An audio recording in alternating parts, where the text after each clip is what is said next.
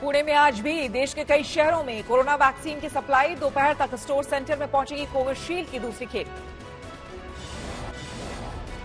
पुणे के serum institute से 1 करोड़ 10 लाख और हैदराबाद भारत बायोटेक की 55 लाख कोवैक्सीन की डोज होनी है रिलीज।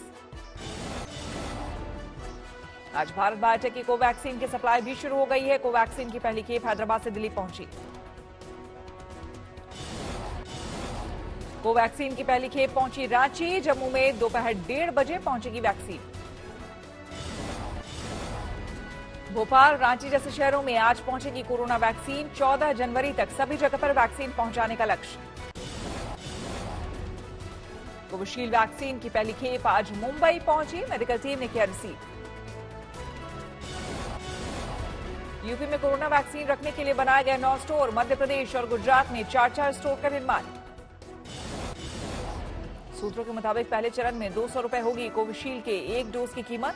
पहले चरण में 1 करोड़ 10 लाख डोज देगा serum institute. 1 crore 10 lakh dose के बाद 1000 रुपए होगा कोविशील्ड का दाम। भारत और विदेशों में 50-50% होगी सप्लाई। स्वास्थ्य सचिव राजीव भूषण के मुताबिक 4 और कोरोना वैक्सीन पाइपलाइन में। Zydus Cadila, Sputnik biological, Ivan और जनवा बायोफार्मा का ट्रायल जारी। झाबुआ के कड़कनाथ मुर्गे भी बर्ड फ्लू का शिकार। 2500 चूजे मरे। कड़कनाथ मुर्गे में बर्ड फ्लू की पुष्टि के बाद झाबुआ में 825 चूजों को मारकर किया गया दफन। दफनाने के लिए जेसीबी से खोदा गया गड्ढा। झाबुआ के एली फार्म हाउस से क्रिकेटर महेंद्र सिंह धोनी ने कड़कनाथ के 2000 चूजों का दिया था ऑर्डर, लेकिन सप्लाई से पहले चूजों को मारा गया।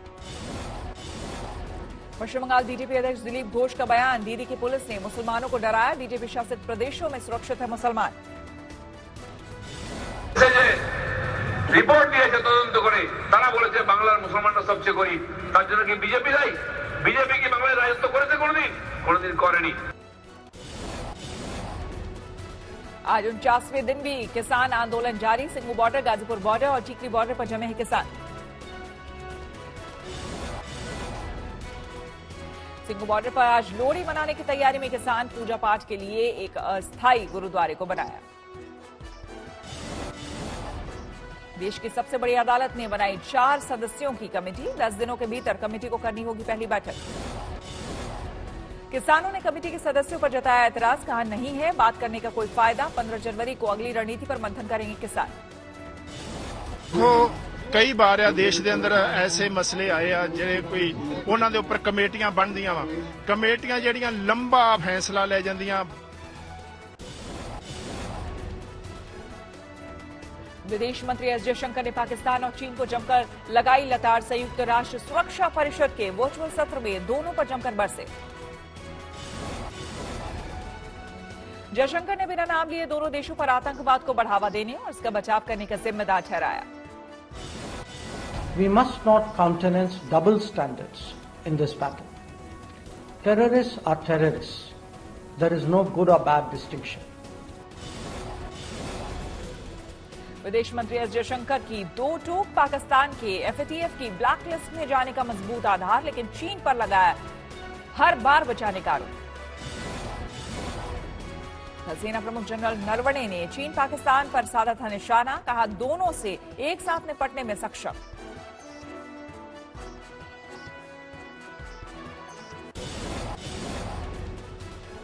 आज मोदी कैबिनेट की बैठक। कई अहम मुद्दों पर होगी चर्चा। कर्नाटक में आज होगा येदियुरप्पा कैबिनेट का विस्तार। 7 नए मंत्री बनाए जाने की संभावना।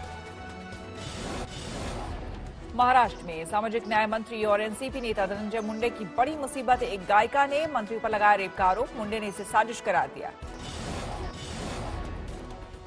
अभिनेता सोनू सूद पर होटल में अवैध निर्माण कराने का आरोप। मामले की बॉम्बे हाईकोर्ट में सुनवाई आज महाराष्ट्र के भंडारा जाएंगे राज्यपाल भगत सिंह कोश्यारी। जिला अस्पताल का लेंगे जायजा। 9 जनवरी को अग्निकांड में गई थी 10 बच्चों की जान।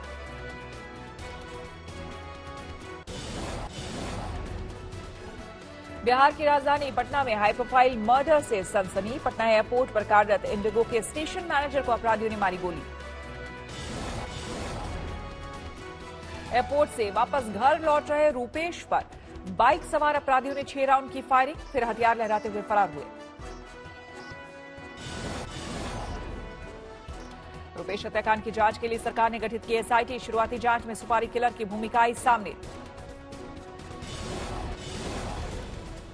विपक्ष के नेता तेजस्वी यादव का नीतीश सरकार पर हमला, कहा बिहार में अपराधी ही चला रहे सरकार, नीतीश से मांगा इस्तीफा।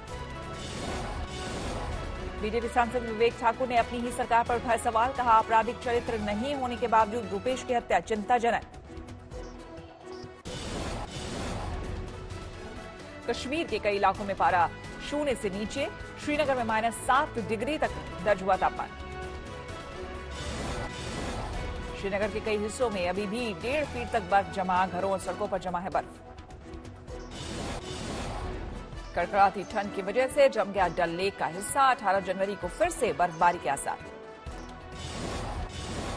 जम्मू कश्मीर के पहलगाम में भारी बर्फ के बीच मार्शल आर्ट की अनोखी प्रदर्शनी, कई लड़के लड़कियों ने लिया हिस्सा।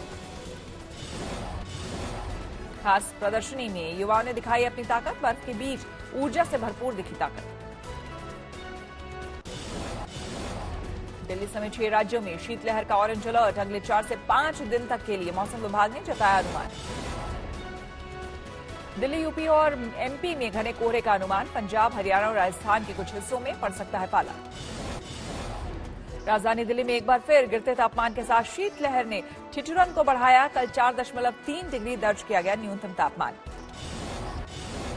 मौसम विभाग के मुताबिक अगले 2 से 3 दिन तक इसी तरीके का मौसम बना रहेगा, तेज हवाओं के साथ साथ तापमान में गिरावट दर्ज की जाएगी। दक्षिण भारत में कुछ हिस्सों में तेज बारिश की संभावना, तमिलनाडु और पुडुचेरी में बरसेंगे बादल।